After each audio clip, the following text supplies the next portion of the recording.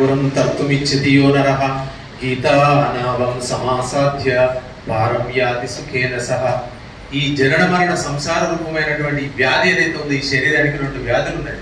ఒకటి మరణ మరణ చట్రం నుంచి విడిపడడానికి గీతానామం సమాసాధ్య. ఈ ప్రథమోధ్యాయః అర్జున విషాదయోగః.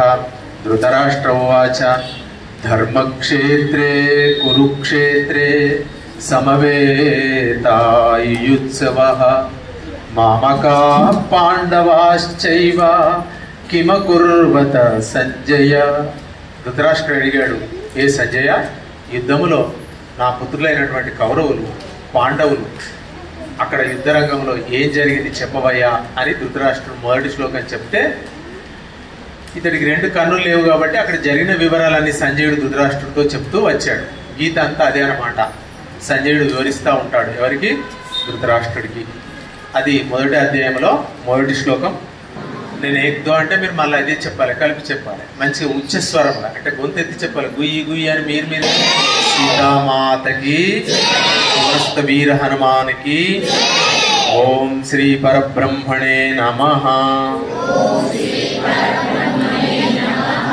అథ ద్వాదశోధ్యాయః. 1-2 భక్తి యోగః. భక్తి యోగః. అర్జున విషాదం మందికి దేశం పేరు పలకడం రాదు. ఏమనాలి? అక్కడ పెట్టిన పుస్తకాలు అయిపోయినాయండి.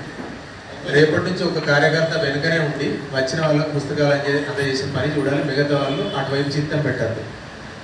ఎందుకంటే అది అటు వెనుకనే పెట్టేస్తే వాళ్ళు తీసుకుంటూ కూర్చుంటారు. ఇదే చేయాలి, ఎక్కువ చేయాలి, తప్ప చేయాలి. అట్లా దృష్టిలో పెట్టుకోవచ్చు.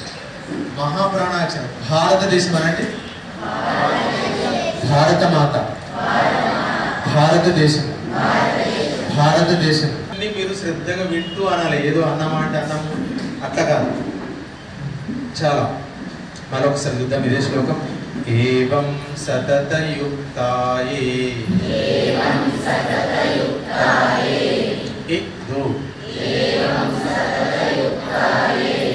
ఏ సౌండ్ లో రావాలి?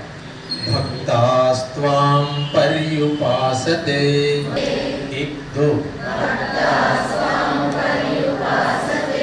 ఏ చాప్యక్షరమవ్యక్తం.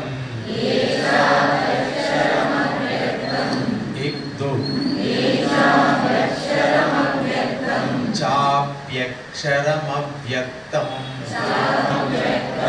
తేషాం కే యోగవిత్తమా.